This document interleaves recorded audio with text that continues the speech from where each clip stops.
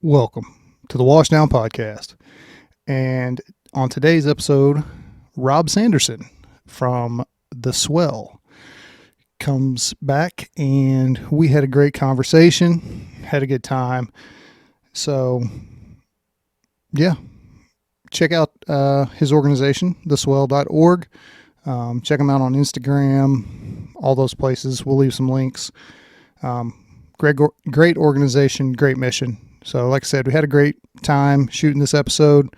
Hope you guys enjoy it. Don't forget, like and subscribe, hit the notification bell, all that good stuff. And here you go, the Washdown podcast with special guest Rob Sanderson. All right, well, we'll figure it out as we go. Yeah, we'll make it work. Is your phone on silent? Yes. I don't know.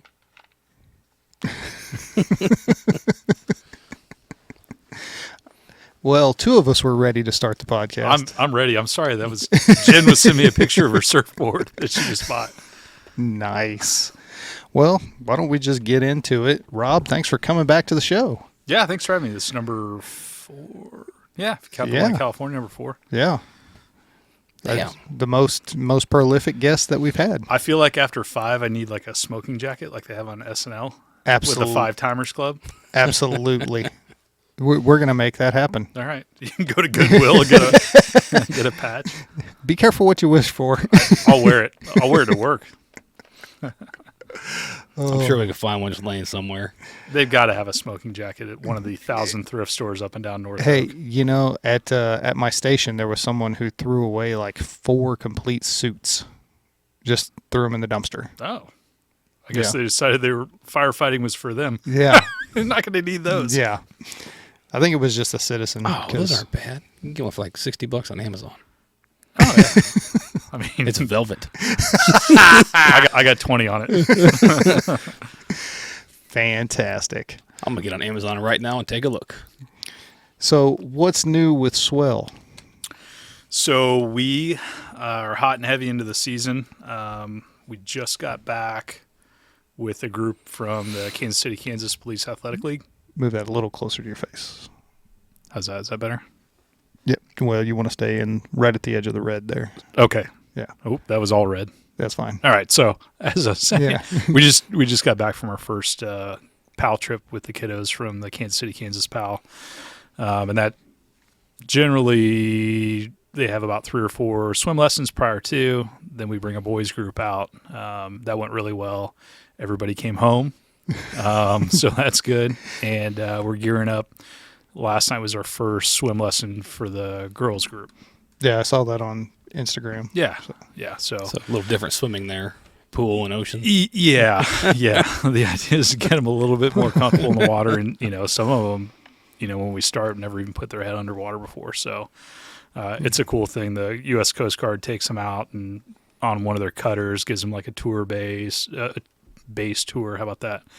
And, they have a good time. And then prior to that, we did veterans with their service dogs.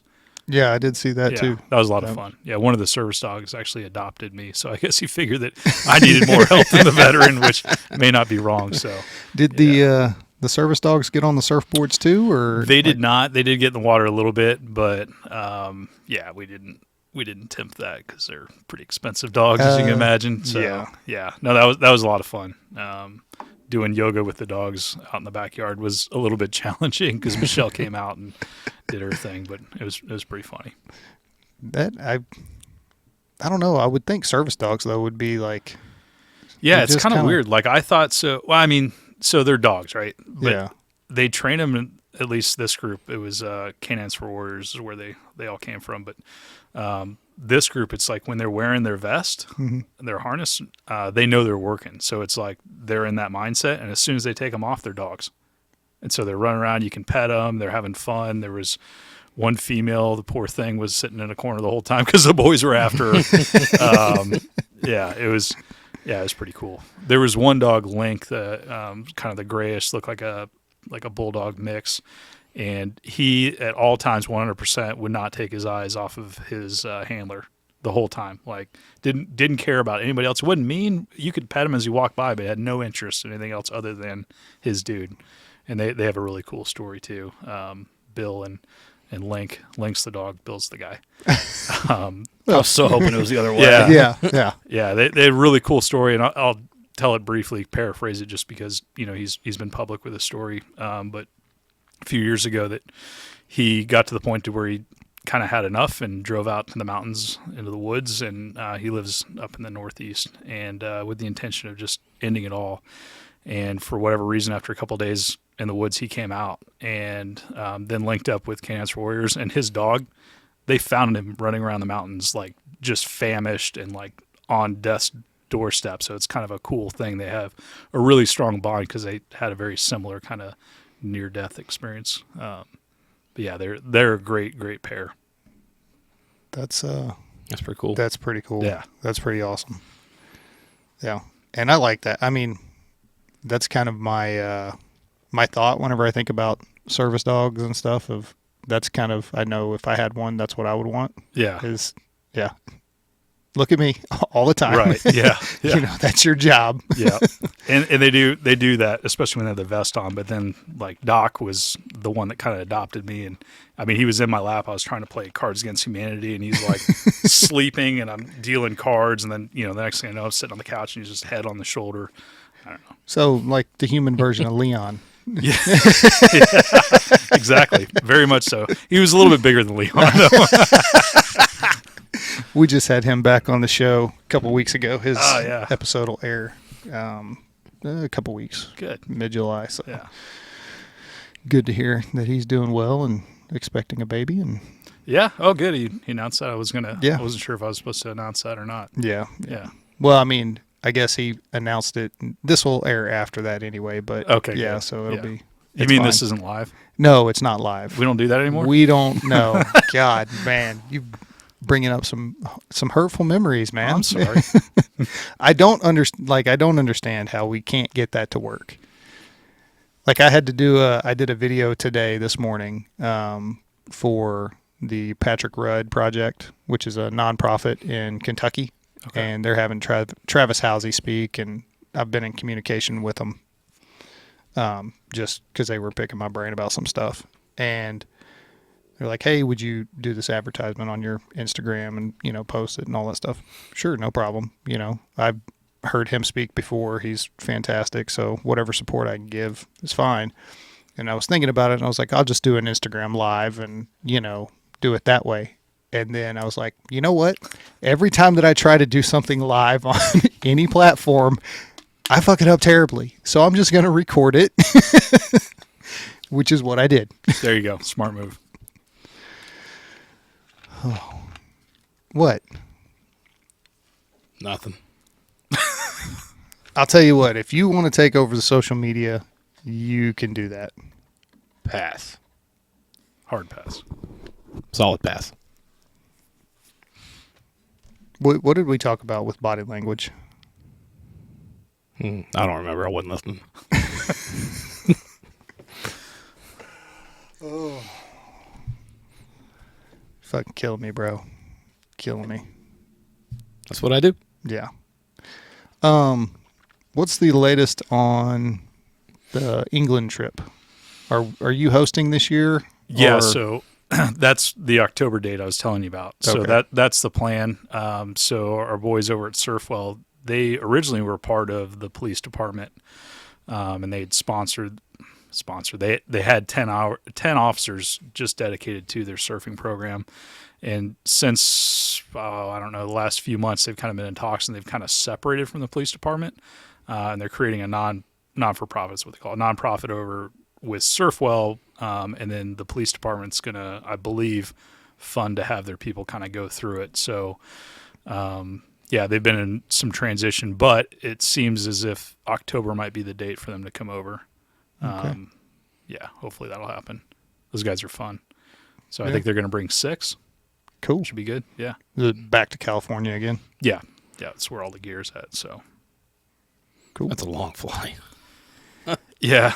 Yeah, we went over. It really wasn't terrible. I think it was only like we flew to Chicago maybe, and then It's only like 8.5 hours, and they feed you like 5 times on British Airways. They like wake you up to eat. It's like, lady, it's 2 a.m.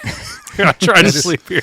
Hey man, you gotta have your beans and toast, man. Very different from the airline I flew to Ireland both Yeah. times. And it's like, we'll give you all the alcohol you want. Yeah. They gave us plenty of alcohol, and then they would like wake you up to feed you. So the hardest part about that flight was trying not to make a boom boom on the airplane. Just wait until you get off. Yeah. That's That doesn't bother me. there's no way. Doesn't bother me at all. I couldn't do it. If I gotta go, I gotta go. It's hard enough just to pee on an airplane. At least you're sitting down the other way. Yeah, I mean, if it's going to happen, it's going to happen. But if you can prevent it, Yeah. Depends on what you feed me. it was a lot. Yeah. And it was during COVID, too. So it was like you had an entire row to yourself. It was great. Yeah. Oh, that would be nice. Yeah. Stretch out. Yeah. Reggie's in the Philippines right now. That's a flight right there. Was it like 16 hours or something like that? I don't even know. Yeah. I don't even know. I'd go ahead and pay for first class on that one. Yeah. I don't think I don't know what he did. Probably not. I was looking forward to meeting him in California and just. That's right. He wasn't had there. COVID. Yeah. Yeah. Yeah. That's right. Yep. Next time. Found out the day that we got there. Yeah. Yeah. Because we had the wetsuit issue? Or was it the surfboard issue? I don't know, man. There's been so many. Every trip there's something. Like the second trip we went out with Pal, like the first surfing day, I stomped a stingray and then had to go soak my foot and take the antibiotics and all that. That hurt. And then the very next day, I got a leash wrapped around my calf when I was pushing a girl in, and she went, and I stopped her mid-wave, and it was probably like a 4.5 foot wave, but it just wrapped around my calf, and it tore my calf. So I was limping. Yeah. So if I don't get injured, that's a good time. I think that same trip, I also like dropped one of the stakes for the Swel flags into my surfboard and dinged it. $200 later, got it fixed. So yeah, I don't know. Man. That was just that one trip. It was terrible. So when you talk about like a wetsuit debacle, or that's just it's always something. Yeah. Or luggage getting put on a different flight or. Did that happen to us? Oh, yeah. Yeah. Oh, that's right. Okay. Yeah. That's normal airline stuff, though. Yeah. You can't count that. At least we made it there and back. So Yeah. It was a great time. I definitely. Yeah, we were in Newport, right? Is that Yeah. where we stayed? Yeah. Mm-hmm. Yeah. The house was awesome. The food was okay. Yeah. Just Or okay. eating some Just really okay. hot chili. Yeah. We made the firefighters cook the whole time. Yeah. That's the only reason they allowed me and Joey to go is they needed a cook. You guys nailed the tri-tip, though. Didn't we have tri-tip? Yeah. Yeah, that was, you guys nailed that for sure. No moose, no elk. No. Oh, lucky you. No. Is that what you're feeding people around here? He's talking about one time, fucking 15, 2 times. 15 years ago, 2 times. somebody doesn't know how to eat elk. Somebody know how to cook elk. Oh. So here's the deal with elk. Just so you know, it has to be pretty much rare. If you cook it to where it's done, Tough. it's boot leather. Oh, okay. And some people like to put ketchup on their steak, and they're that type of people. No, we're not. I don't put ketchup on my steak. Let's be very clear about this. But I'm not eating raw. Wasn't raw. Like it wasn't even somewhat cooked on the outside. Oh, okay. It was raw. It was done.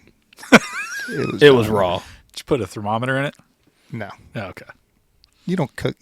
Who cooks with a thermometer? Really? I do when I smoke meat. No. Low and slow. Yeah. Yep. You got to Time. No, it's not.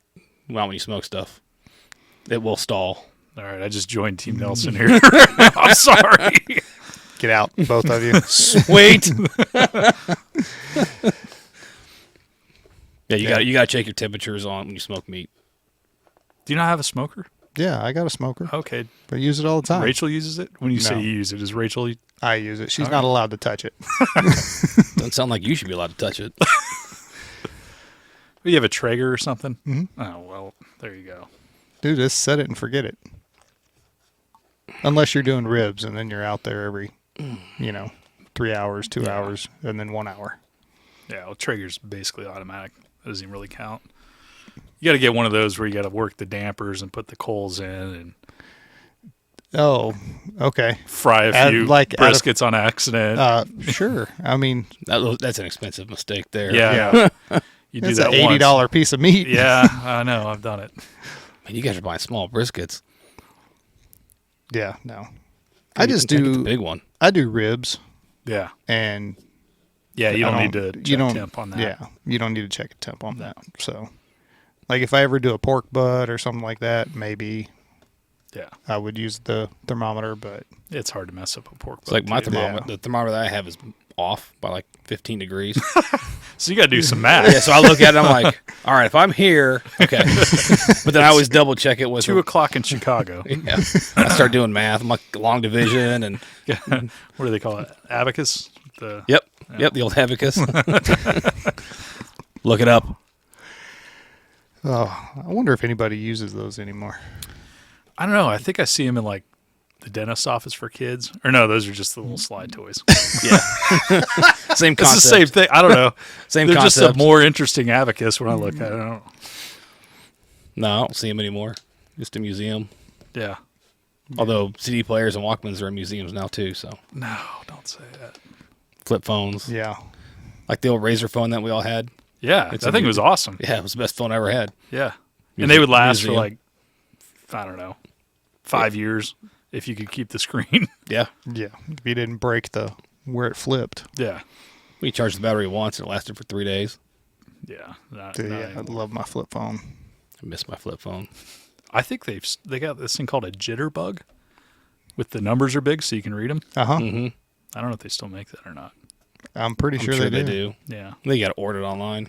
Maybe we can get them to sponsor the podcast. You can get it at Walmart. I'm not going to Walmart. I'll order it online. I know you're making jokes about us being old, but you're older than both of us. No, I know. I said maybe we can get them. Yeah. Yeah. I'm with you. Okay. I'm joking with you, not at you. I don't know. I'm the youngest one here, so you guys are ancient. How old is you? You knew what an abacus was, so you can't be that young. Just because I'm young doesn't mean I'm not smart. I'll be 41 here in less than a month. Oh. Yeah. I'm not that much younger. Yeah. I still have my real hips, so that's how old I am. I still have my real hips. They just need the tune-up. Everything's still natural. You got extra parts? Nope, no extra parts. They didn't put any pins or screws in? Well, that's good. It was all sutures that were... That dissolved? Mm-hmm. I got extra pieces. From your fighting days? Oh, no. From high school basketball. You should have said yes. Yeah. No, I wish it was... No, I don't wish it was from fighting days. Those days were hard. There's a reason I don't do that anymore. Yeah. That shit hurts. Yeah. Although I have been contemplating going back and doing jiu-jitsu just because I would like to get my black belt. And what about Guns N' Hoses? You ever thought about competing in that? I did think about it. I actually signed up for it back whenever I was fighting, and it's so poorly run. I didn't get the email for the fighters meeting until like a day before the actual event. The fighters meeting was like a month before. Jeez. Yeah. So it may be different people that are running it now, and it might have been just a one-off, but yeah. They put on a good show. It's pretty cool to watch, but yeah, I signed up for it, and it was kind of during COVID, so they weren't really sure. So it wasn't, there wasn't a ton of communication. They kept kind of like pushing the dates and stuff. And I was training. I trained for almost a year, and then I got my back injury, and that was it. So, yeah. Yeah, my thing is because it's just boxing.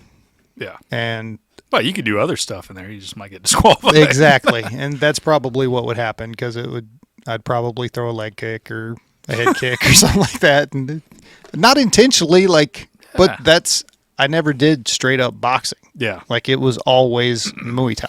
Yeah. Always. So, yeah, it's just a natural progression of 1, 2, 3. Yeah. Yeah. I remember training in this gym, and was it No, I think it was KCK, and they had this kid in there, and thank God he was a nice kid, because I only knew he was throwing a punch because my head would snap back. Like, that's how quick he was. He was probably like 18 or 19. I was like, yeah, hope they put me in with somebody my own age one day. And then, yeah, at one point I had to spar with a lady, and she kicked my ass too. It's like, luckily I hurt my back, so I didn't have to continue with this. Oh my God. But just the shape you get into from fighting, tremendous. I mean, something about like being in the ring, even if it's just a minute, but let alone like 3 minutes, like, yeah, it's a lot. Whenever I was fighting, I walked around at 7% body fat or less. Yeah. So, I mean, I was in fantastic shape. Yeah. But I was also training every day for multiple hours, usually twice a day. So, yeah. It was, you get in shape or you die. I think those are the two options. I don't know how healthy 7% is. I mean, that's pretty low. Yeah. He was cranky all the time. Yeah. Eating his boiled chicken and broccoli. Oh, yeah. Miserable. Yeah. And that was I had to, so I couldn't to make, because I fought at 155. What? Yeah. What do you walk around now, like 210? No, I'm 205, 202. So, and I usually walk around about 190-ish. Yeah. But I gained like 15 pounds over the winter. So, it was bulking season, man. Yeah. Yeah. No. Got to get fluffy. I'm not all about that. But to make 155, I needed to stay 170 or lighter to be able to make the weight cut. And yeah, so I had to stay on a pretty clean diet, and it just was what it was. Yeah. So that doesn't sound fun at all. You know, I was passionate about it. It was something that I needed to do for myself. I did what I needed to do with it, and then moved on from it. So yeah. I knew where the limits of my talent were. That's good. And yeah. Well, because if you don't know that, then somebody's going to show you. Yeah. And I'm assuming that was probably part of the lesson there as well. Well, so I had the misfortune, whatever you want to call it. I trained with some people who fought in the UFC, who fought like big promotions. Yeah. And I was able to do fairly well and, hold my own against them in training or whatever. But I also knew that I had started 10 years too late. And these guys were all either my age or younger than me. Yeah. And I was way behind them. And it didn't matter. Even as much as I was training, I was never going to catch up. So the idea of going pro and then, trying to do something with it. And I got to see how, even though they were professionals and they were fighting for big promotions, they were still working odd jobs. And, the money wasn't there unless you're the top 0.5% of fighters. And that's what people don't realize. They think, oh, you're in the UFC, you got these flashy cars and this and that. No, like these 4 dudes do, but these other 200 fighters, they might make $15,000 a year fighting, and then subtract all of the stuff that they got to pay for. Yeah. I mean, you made a solid choice. Yeah. I think so. Yeah.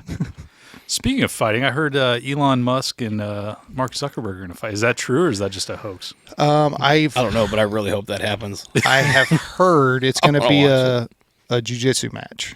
Okay. And I don't know if it's real or because I heard supposedly Elon Musk said that he wanted to do a jiu-jitsu match against him. Okay. So I don't know if that's in the works or if it's just talking shit. Zuckerberg throwing punches, and I was like, I very much didn't think that was going to come out of that man. The guy can throw hands. Yeah, I watched his first jiu-jitsu match, and I mean, he's passionate about it. Good for him. Yeah. Yeah. So I got a question for you. Sure. Would you rather fight naked or fight a naked man? I'd rather do neither. No, that's not the question. Yeah. Yeah. I guess I would rather fight a naked man.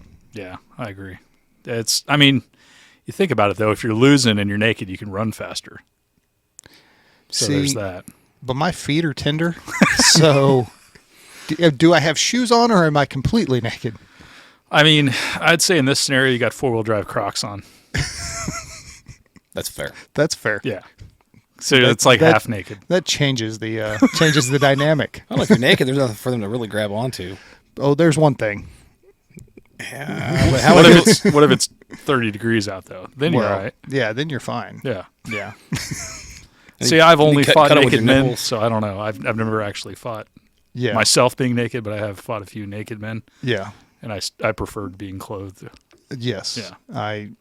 It's not great. Because, yeah. I don't know. It's just something that's been weighing on my mind. I figured I'd throw that on the table. Sure. I feel like you've asked me that question before. Probably. Oh, so what's new with you, man? You still doing the same job? Yeah, still over Gladstone. In the middle of a reconstruction or remodel project with the PD, and they're adding on, so that's a big mess. So it's been busy. It's good, making progress. Hopefully by the end of the year we'll be having this thing wrapped up. Dispatch is going great. I know there's huge dispatcher shortage kind of throughout. Well, that's all over the whole place. Country. Yeah, we're fully staffed, and that's a rarity. Yeah. I like to take partial credit for that, but I just really got some good people, and then if somebody leaves, they're recruiting other people to come over. We got a huge backing from city manager to make sure that we're paying them, equitably. And I said something the other day that a thought occurred to me because I remember when I first took over dispatch, one of my responsibilities, a lot of people would warn me about pitfalls or this person, look out for this, and it's like, I'm going to kind of go in there with like a clear mind and something that I tried to guide the last almost 2 years was rather than looking for problems with your people, look for problems to solve for them. And that seemed to help. It's not going to win everybody over, but a lot of times like poor performance has to do with, something impeding them or something bothering them or something that's weighing on them to where they either don't care or they're not properly doing their job because of X. And so getting those low-hanging fruit, the little problems out of the way and making it a better environment for them has been it's been working so far. I don't know. Yeah. I could have jinxed it. A couple of them could have walked out the door while I'm in here. I don't know. Well, that's leadership 101 is you set your people up for success, give them the tools they need to be successful, and then most of the time they're going to be successful. But like you said, not everybody, but I think a majority. And hold them accountable too, because not to speak ill of whoever was managing it prior, but there wasn't a ton of like oversight. And so when you hold them accountable to the standard you set, it means that is the standard and that you're paying attention. And they want to do a good job if they know you're paying attention. Yeah. So that kind of leads me to a question and a thought. What do you think, your opinion, on fire departments and police departments across the nation having trouble finding recruits and being short-staffed over the past few years? Like, what's the cause? Is it just a generational thing? Is it a pay thing? Is it? Oh gosh, I think it's a combination of all those things. I mean, I think a lot of it is generational thing because we'll what I've seen is we'll go grab, recruits that are this generation that are coming up into being adults, and we'll treat them like we were treated 20 years ago, and that doesn't work. And then the incentives are different. When I got into law enforcement, I wanted, a livable wage. I didn't need a ton of money, but I wanted security, and I wanted, to go out and do fun stuff. It seems nowadays they're wanting a little bit more financially because, it's changed. Things are a lot more expensive now. But they're also wanting to be engaged in a different way. And I think learning how to do that, and they're seem to be a lot more concerned about individual attention than they are like just patting themselves on the back. They want to know that they're being recognized for doing a good job. So recruitment, I don't know, we might be looking in the wrong places. I'm not sure. I've been really fortunate to get a lot laterals, and that's easy when they haven't been treated very well, and then you treat them well. That's easy retention there. So yeah, I think some agencies, they're just not looking at it right. And then one of the things that we did when I came over with the new command staff is we took that hiring process from HR and we took it on. Obviously, they had a say in it, and they were kept kind of up to date on what we were doing. But man, it shouldn't take 6 months to get hired. Like, it just shouldn't. Yeah. We're hiring people in 3 weeks, but we're doing everything the same way, but we're making sure we're streamlining it. Yeah. And I mean, I'll take government right there for you. It is. And we had some impediments. Some of those have since left to the hiring process, but there are people that it took them 6 months to get a job. And it's like, they're starving for people, but it's taking you this long to process an application, get them in, interview them, test them. And so now when we are hiring, I got it set up to where anytime somebody starts an application, it pings my phone. And if I look and they've got experience and they're looking promising, I'll text them right away. Hey, this is Rob, I'm the hiring manager. Encourage you to continue that. Can we meet? And I'll sit down and meet with them before they're even done with the application and just try to. It's not like it used to be to where you can sit on a pile of applications, wait till we have 15 till we host a week of interviews. It's like when you got a decent one, like jump on it. And then make them feel like they're important, because they are. They are going to be a part of the team. So I think that has a lot to do with it, just the processes and the way we're going at people. I think size of city has something to do with it too. Yeah. But yeah, that's it's what I was... easier when you're a smaller city. Oh, 100%. Than a larger city. Yeah. But then when you talk about the people wanting to be recognized individually, I mean, that's bred from growing up and playing sports and in the classroom. I mean, there's no I in team, and we're a team. Yeah. Sorry. I mean, you might have done something great, but we did it as a crew. I think that's different once you get somebody on the team versus. I think there's a way to do that. Yeah, there still needs to be some rules set, like, hey, you're the new guy, you're scrubbing the toilets, buddy, and then at the same time engage as an individual, and not necessarily the person to the left or right, but the shift commander, the captain or whatever, to be able to take just a second to recognize, or not even recognize, but know something about that person. Because I'm sure you guys have worked for commanders that don't even know you're married or if you got kids or what your hobby is. But if you have one of these new kids that, play golf, you're like, hey man, what'd you shoot the other day or whatever? Did you play? Just 2 seconds of engagement is really all it takes. I do agree with that part. Yeah. Well, you got to know your people. Yeah. Yeah. So, yeah, and I go back and forth on that because, that recognizing the individual or the crew, that does something extraordinary or outstanding, I think there needs to be that, but also, like, it has to be, like, you need to do something extraordinary or outstanding, not just your job. Yeah. Oh, 100%. Yeah, because then you're just breeding problems. Yeah. Yeah. And that goes back to that whole everybody gets a trophy thing. And it's like, no, if you want this award, you need to be exceptional. So.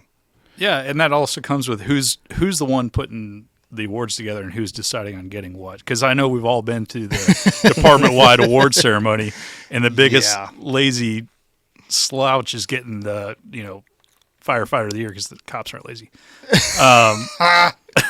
And you're everybody. It's funny you say that because they're not doing proactive policing anymore. There's a reason behind that too. We'll get into it.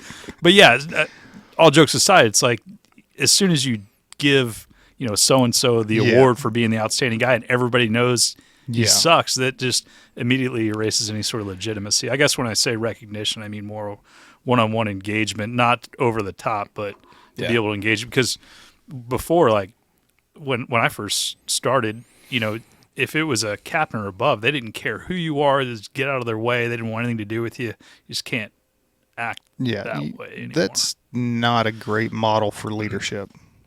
No, but I mean that's really not. That's the way it was because they were setting that hierarchy. Still, a lot of times you only see the top brass when something's wrong. Yeah. Yeah. Yeah. I think that's still nationwide, and that needs to change. Yeah, 100%. How hard is it to come out of your office and sit and talk to the people in the field for 10 minutes? Hey, I'm your commanding officer. I'm your deputy. I'm your fire chief. I'm your police chief. Yeah. Yeah. Well, I think it's such an important thing to do too, because whenever you get into those positions, right? You're the director, you're the police chief, you're the shift commander, whatever. You're no longer out on the street. You're in an administrative role, and you are far removed from what your people are doing every day. It is very, very easy, and I would say very, very common, to forget what goes on. The stressors, the things that they're dealing with, the things that they're seeing every day. And you're up there making decisions that are negatively impacting because it looks good on paper. But in reality, that's not what needs to happen. Yeah.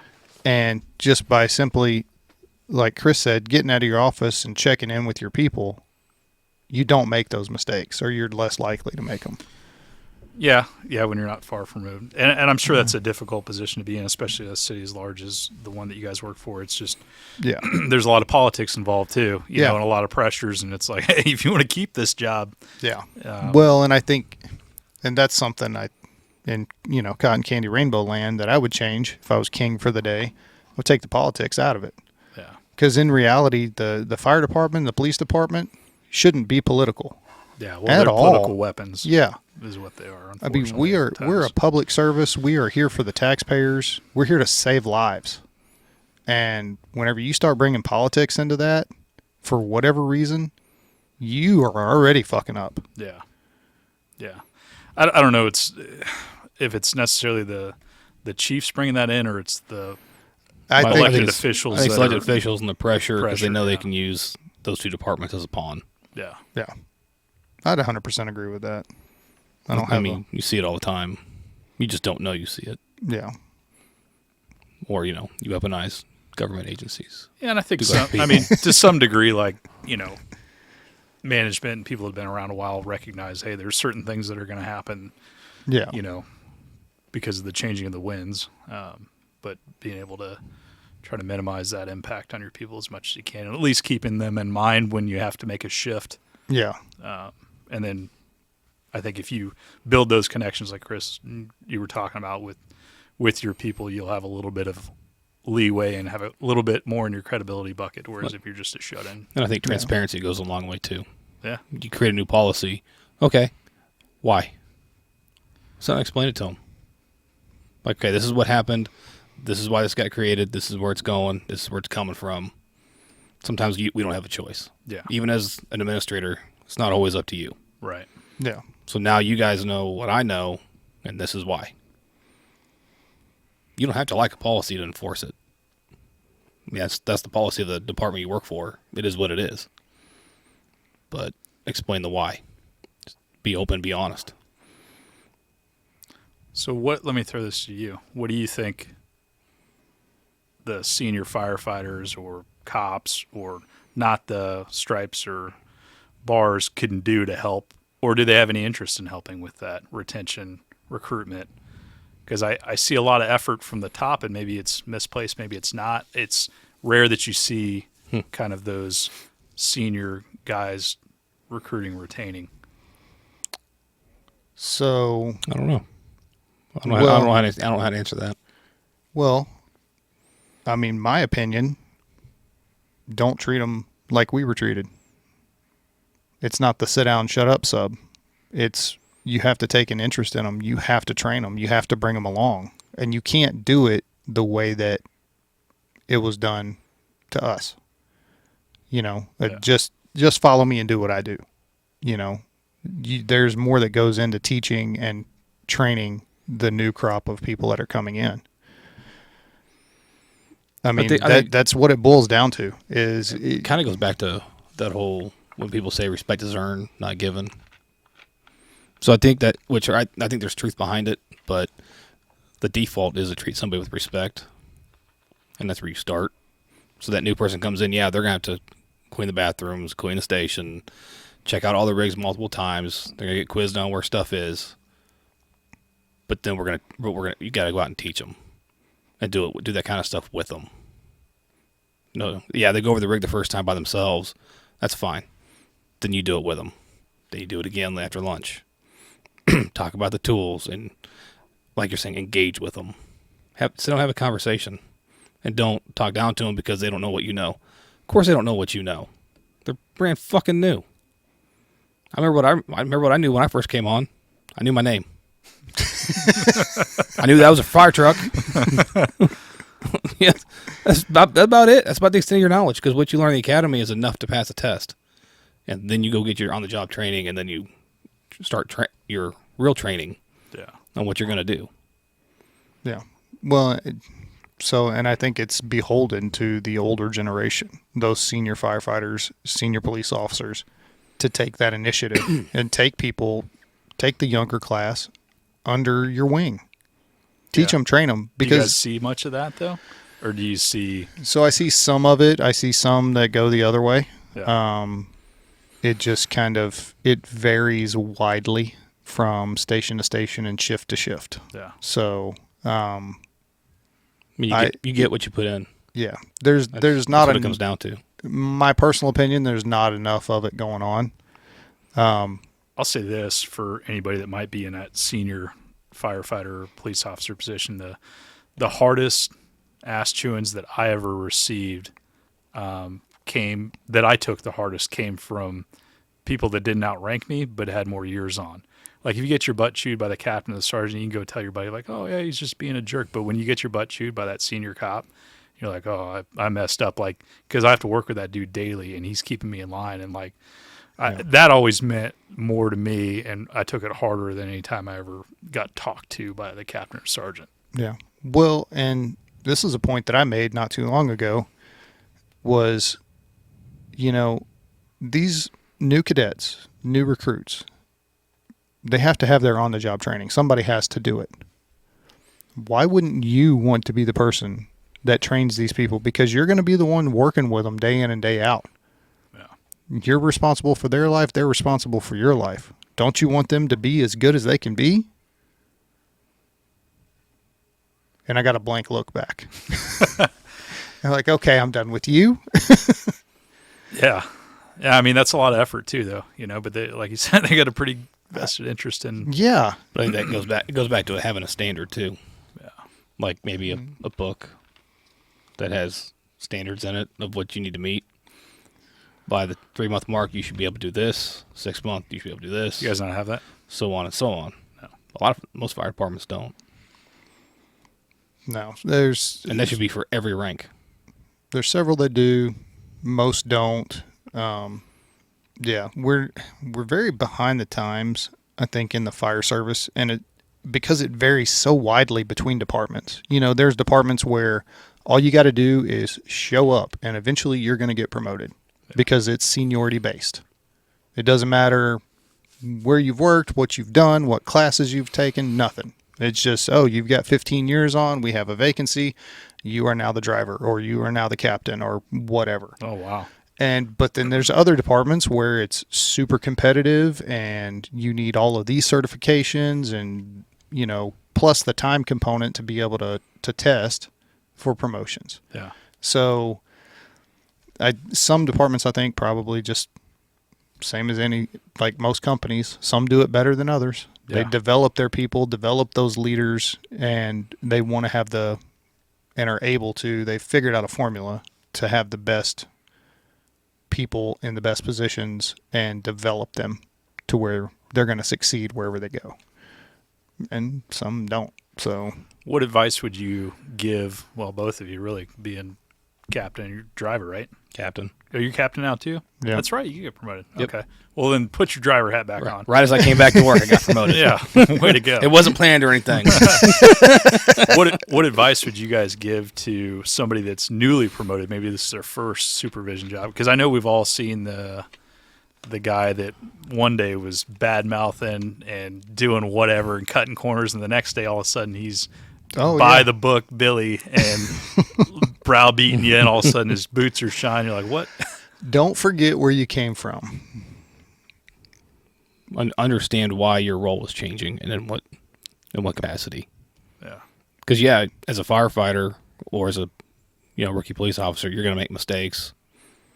But now when you're have some time on, even as a senior firefighter or in that driver or captain position, or if you're a sergeant, however your rank structure is, you have a whole new set of responsibilities, and those little mistakes aren't going to fly anymore. So yeah, you do change because your responsibilities change, and you are responsible for this crew, whatever crew you're on. That includes their development. You know, do you want to show up and have that crew that everybody's like, oh? No, nobody wants to be that person. And I don't care if that's police, EMS, fire, corporate world. Doesn't matter. You are now responsible for making sure that they're prepared. I got put into kind of an interesting predicament when I first got promoted. They put me in charge of day shift as a sergeant. And all the guys on that shift had a lot more years on than me. Some of them I had worked for when they were sergeant, but had since taken demotions. Some of them were my field training officers, and others had been my corporal. So that was the first, like, you're a sergeant, here you go, here's your crew. And you're like, oh, okay. Yeah. Luckily, I'd built up enough credibility in working with those guys in the past. And then I sat down and just had a conversation with each of them and just try to be as humble as possible and try to keep that in mind. It's like, all right, these guys taught you and supervised you, some well, some not so much. Now, Yeah. Well, definitely got to find out who on your crew can do what. Yeah. And what they're good at. And use that talents? And I don't mean it the way I say it, but use it to your advantage. Yeah. If you're the company officer or the sergeant in the field or whatever your role is, if you know Jeremy's good at forcible entry, well, who are you going to have go do forcible entry? Yeah. That doesn't mean you don't train the rest of them, but maybe have Jeremy teach the class. Yeah. Well, or maybe don't have the guy that's terrible at administrative tasks to do the inventory. Yeah. And also you need to remember you're not any smarter today than you were yesterday. Yeah. Well, yeah, but you got the stuff on your uniform now. Yeah. So, and I think it would go a long way if, somebody does ask you a question or say, hey, what do we do here? I don't know, but I'm going to find the answer. Yeah. Because that's your job, is to figure that stuff out. Yeah. You don't hear that enough. I don't know. I get put on the truck, and that's the first thing we talk about. It's like, don't forget, I'm not a truck guy. I'm a pumper guy. Been a pumper my whole career. I can do truck work. I understand it. It just takes me longer because I'm not as good at it. What's the difference between a truck and a pumper? Water and no water. Okay. So the easiest way to put it. Okay. The truck's responsibilities vary. They're responsible for a majority of the searching, which everybody should be searching. Even if you're on the pumper and you have the hand line, you're going into the pumper's job is to go put the fire out. Right. That's their main job. Yeah. For the truck, it is to search, help the pumper find the fire, to if ceilings or walls or anything need to be pulled so they can get to the source so the pumper can put it out, and also to ventilate. That's on a fire scene. That's their responsibilities. So there's no water on the truck? Well, so most of our trucks do carry water if need be, but when we're at a fire, unless they're first in by a long shot, we don't use water from the truck. Did that a couple weeks ago. It was awesome. It was glorious for 20 seconds until we ran out of water. Were you guys at the pallet fire? We were on our way back from I was working overtime as a firefighter on a truck, and we were on our way back from the mulch fire before the pallet fire. Okay. And we just happened to drive up on a house fire. And so we called it in. Proactive firefighting, man. Yeah, that's pretty rare. It doesn't happen all the time. But so anyway, so we pull up, and we can't even hear sirens. Like, there's nobody else.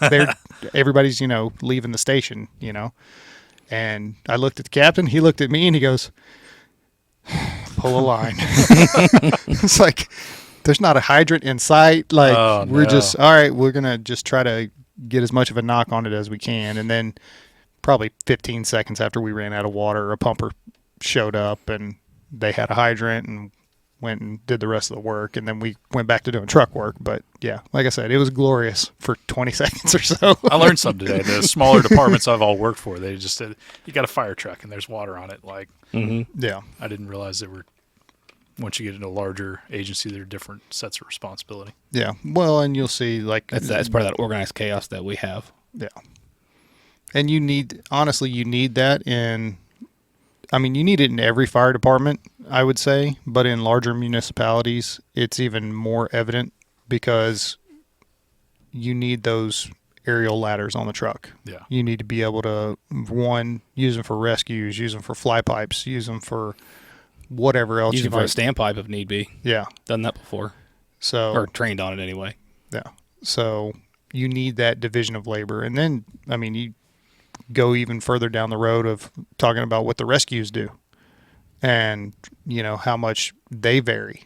I'm sure they probably do have some sort of like ironed out things. I'm just an idiot outside blocking traffic, making sure nobody runs over the hoses. Yeah. Just don't block fire trucks or park in front of the damn house. Yeah. Oh my gosh. Yeah. I actually learned a solid lesson from a senior firefighter.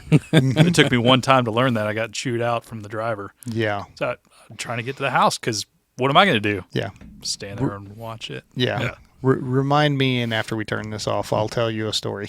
Yeah. So, yeah, I mean, it's just, you know, division of labor. Like, not all police officers do traffic. You know, some of them do other stuff. And you need all of that. Yeah. You know. So, yeah. What else, man? We kind of went the leadership route a little bit today. I didn't know we were going to go. Yeah. It happens. Yeah. I'm trying to think of a topic that I wanted to discuss with the firefighters. I'm trying to dig deep. Dig deep? Yeah. Like what? Where's the best place to get a donut? Or yeah, power rings. Can we talk about the submarine, the submersible? Yes, let's talk about that. Do we want to talk about that? I mean, because I'm torn. Like I feel awful for those people and their families and stuff. I feel so bad for the families. The day after it happened, I was seeing stuff on Instagram on Reels of people making fun of it. And I don't know. I'm not going to make fun of them, but it's stupid rich people shit. It really is. It really is. Yeah. Oh, so I did see one where a guy broke down what the $250,000 was like. So for some people with their net worth, for somebody who makes $40,000 a year, it's like spending $10. That pissed me off. It's like, motherfucker. Yeah. I'm poor as shit.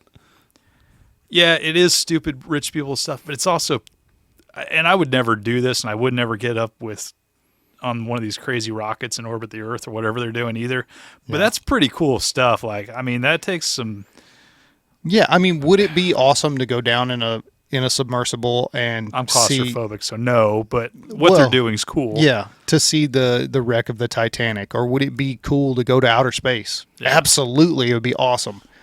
But at the same time, like, and especially with the submersible thing, that it was known that there were problems with that thing. Yeah. I mean, whenever you're controlling the submersible with a PlayStation controller. No, it was a knockoff PlayStation. It wasn't an actual PlayStation. That's worse. Something you can go buy at Walmart for $15. Yeah, I'm just trying to save face here in case PlayStation wants to sponsor you for new equipment or chairs. I mean, I am a PlayStation guy. Me too. Yeah, I love PlayStation. Now, the PlayStation controller itself is not great. sponsored yet. So the controller itself that comes from PlayStation is awesome. Yeah. The knockoff ones that you can get on Amazon or GameStop or Walmart, wherever, fucking shit. Yeah. Hit the button, there's like a 2-second delay. Yeah. That pisses me but off. Anyway, I think they hit X instead of Y. Is that what happened? Well, and I also read it today that part of the submersible was made out of carbon fiber, which is fucking stupid. Like, they were told, don't do that. Yeah. Like, are you familiar with Expedition Unknown with Josh Gates? Nope. So he's a. Oh, wait a minute. Yeah. It's on the History Channel or something. Yeah. Okay. Yeah. He's like the archaeologist guy. Yeah. Beard, redhead. Yeah. The real Indiana Jones. Yes. He was supposed to go down in that sub.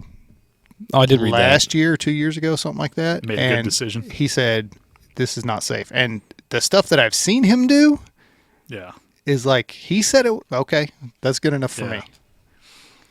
Yeah. But I'm not saying it was a great idea. I just feel terrible for the families, and I think it's a little ridiculous that everybody's piling on. I mean, because regardless if they were rich people or not, that. Here's the thing, though. What does that say about society whenever it's not even 24 hours later? Yeah. And it's just meme after meme after meme. Yeah. Like. What's that internet troll thing? Yeah, but I mean, people aren't even disguising who they are. They're not even trolls. It's yeah. Jake from Two Doors Down, bashing him. And well, that's kind of what the culture we built with social media, and I think people forget that that's going to be held against you at some point. Yeah. Like, you go apply for a job, and they look. And just because you have your account private or blocked doesn't mean it is. Yeah. Oh, yeah, that's not a real thing. I'll go back to what you said about the cultural thing and how we built that. It's just, it's terrible that society today would pile onto something like that, but they do it every day. Well, I think and next week it'll be something else that we're... Oh, yeah. Yeah. I think also it shows how desensitized society's become to stuff. Yeah. Yeah, because 5 people, right? Yeah, that sounds right. Yeah, 5 people lost their life. I mean, doing something cool but stupid. Yeah. And then that's the reaction, not, oh shit, their family's suffering. I mean, this is a horrible, horrible thing. And now you're just going to fucking make memes about... Yeah, and giving the guy's stepson who was at like a concert or something like that a bunch of crap for being at a concert I don't know, he'd gone to a concert or something in California, like when the stepdad was missing. And it's like an adult guy whose stepdad's missing. Yeah, but he can't leave his house. Like, I don't understand. Yeah. Just anything they can find to... Well, and here's my problem with the whole situation. The U.S. Navy, and it came out a couple days later, apparently they heard the sounds of the implosion, like when it happened, like on Sunday. And then they searched for 4 days, and they're saying, oh, well, they're running out of air. They already knew they were all dead. Yeah. Yeah, but how... I mean... Like... Can you be certain that that's what it was? I mean, with their technology, and I mean, I would assume those people know what an implosion sounds like on their sonar stuff. I don't know. Maybe so. Yeah. So, I mean, I would hope they would. I mean, it's their job, right? I don't know. To hear something that deep, that I don't know. Yeah. I mean, I guess there's always a chance. I think there's more questions than answers still right now. Yeah. Anyway, we don't have to talk about that anymore if you don't want. But I just thought I'd get it out there. I feel like I'm glad that you guys share the same sentiment. I mean, I do about celebrating somebody's at least death. At least it was quick. Like, they didn't even know. Yeah. Yeah. It wasn't like, we have a crack or a leak. It was just, oh, it's a cool boat. Yeah, running out of air would have been way worse for sure. Oh, yeah. What's your next topic, Rob? There's something that's... You got like 10 minutes, Rob. Yeah, I don't even want to get into it, but Supreme Court just came out with a big decision. I don't know if you guys heard or not. I don't remember what it was about. The college admissions and affirmative action stuff. Oh, yeah. I don't really have a good feeling. I have mixed feelings about that as well. So we don't have to talk about that. It's kind of a hot topic. It is a hot topic. I don't even know what it is. I'll have to look at it. They basically got rid of affirmative action, right, for college admissions? Yeah, so being one of the factors, whether you're getting accepted at college or not, being race. Mm-hmm. So. No, it needs to be. I mean, I'm a fan of merit. Yeah. One, I think take the race thing off the application, because who cares? If you did the work and you got the grades, okay. I mean, have your set standards. This is what you have to meet to get in. And then, of course, they're going to... So if your minimum's a 4.0, or if that's what your grade point average is, and they want you to have a 2.5, and you've done all that extra work, and because we all know there's places where you get higher than a 4.0, and all your extracurriculars and all that, yeah, you're going to get accepted. Race should have nothing to do with it. I think put the work in. I think and I'm not arguing either way. I'm just offering another set of circumstance or opinion here is that the thought behind it is not everybody's starting on a level playing field necessarily. And we've all been to different parts of the city to where, man, to get a B for one kid is super easy because, mom picks him up from school every day, makes him a snack, sits down, helps him with the homework.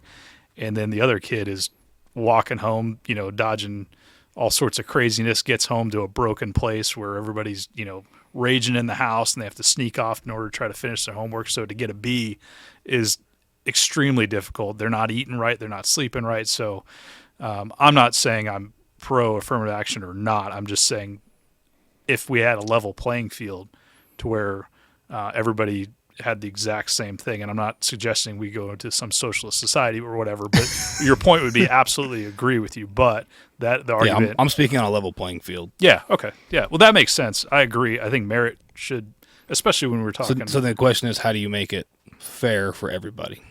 Yeah. That's the question. I don't think you can. That's where it becomes hard, and why you had the need, where you kind of still have a need for affirmative action in a way. I think somehow being able to take into account circumstances and being able to overcome and grit. I don't know how you measure that or how you do that on a college admission, but I went to not a awesome 4-year degree program, and I turned out okay, kind of. Well, I can write cursive. Here's I got that. So there are a lot of colleges that you don't have to go to the big college, the big state college, or the big universities that you see all the time to be successful. Yeah. Well, and that's what I was going to say is I think a college degree is vastly, vastly overrated. I know a ton of people personally who have college degrees, master's degrees, and can't get a job in that field. Yeah. And they've got $100,000+ worth of debt. Yeah. And they're doing whatever to make ends meet because they can't get a job in that field. Because the degree doesn't mean anything to the employer. I do think high schools need to not only push college, but push trade school to people. Because not everybody's built for school. Let's be honest. Yeah, 100% agree. And I think a trade school would be a great thing for a lot of people because we have a lot of jobs that are open there that need to be done. And they make really good money. They make great money. And you have no college debt when you come out. Yeah. They'll pay you to go to those trade schools and then teach you. Yeah. Well, then college shouldn't be as expensive as it is right now. Yeah. That's ridiculous. And that's the government's fault. Like, oh, yeah, we'll back all the student loans. We'll just charge what you want. Yeah. So what am I going to do? I'm going to make a lot of money as a university. That's bullshit. Yeah. I think that's a bigger issue. Hopefully this court decision will evolve into something that maybe is even better for society. That's my hope. I don't know, especially if it's got to come out of current climate, but I definitely want it to be fair for everybody. I want everybody to have a fair shake. If you want to go to college, I want you to go to college. Yeah. Yeah. I don't care where you grew up. I don't care what your experiences were. I want you to go. I think we're going to see a shift in our culture. And whether it's better or worse, I don't know, but the direction that we've been heading for the past few years is not sustainable. No. And it's going to shift. So we'll see where it goes. Hopefully it'll go in a good direction and, we can get the middle class back. And I definitely think it takes working together. Yeah. It doesn't matter what part of society you live in. We all live and work together. The only way it's going to work is together. You can't have one side or the other shouting for, I want this, I want that. Okay, but how are we going to do it? Super polarized right now, and I'm about tired of it. Yeah, from both sides. Yeah, but when you sit around and talk, with people, it's really not that bad. Yeah, what you see is what the media wants you to see, to make you think what they want you to think. Yeah, yeah. I think there's more people in the middle. They just don't speak up, or they don't have the platform to speak up. Yeah, and the right and the left don't want them to speak up. But that's what I'm saying is I think there's going to be a shift. So, all right. Closing thoughts. About what? Rob. Okay. Here we go. This is going to be pretty epic. I'm going to plagiarize somebody. Okay. You can't stop the waves, but you can learn to surf. Who'd you plagiarize? I don't know. It's somebody that's famous, and I can't think of the name of the poet. Oh. Yeah. Well, I mean, it's a great saying. Yeah, you can literally learn to surf, or you can just figure out how to overcome, too. Yeah. That works. All right. I think it's just be nice to each other. Hey, I like that. Go back to the respect thing. Yeah, there you go. You mean you can have a differing opinion and still respect one Absolutely. another? All right. If you work together, anything's possible. Okay, keep going. You're going to get to the Rocky speech here in a minute. I'm going to let you get there. No Rocky speech. But I mean, seriously, that's what it comes down to. Is nothing. There's no mountain you can't climb as a society if you work together. If you keep fighting with each other, you're going to crumble. Yeah. Well, Rome wasn't built in a day. It also didn't fall in a day. We could apply that to fire departments and police departments. Mm-hmm. We're all in it together. We all have a part to play, and that's in the solutions and the problems. So if you want to be part of the solution, be part of the solution. If you want to be part of the problem, thanks for playing. Bye. Yeah. And there's a lot of online colleges that you don't have to pay a lot of money for. Yeah, there you go. Yeah. Go to a trade school, be an electrician. Or go to a trade school. Yeah. The college degree is not the end-all, be-all in life. No, I don't have one, and I'm just fine. Yeah, that's debatable. All right, everybody. If you know somebody that's struggling, reach out. Let them know you care. Let them know what the resources are. If you are struggling, there are resources out there. This guy's got one. theswel.org, right? Yes, sir. All right. And they're on Instagram, too, and post a lot of cool content. So, yeah, thanks for stopping by, and we'll see you next time.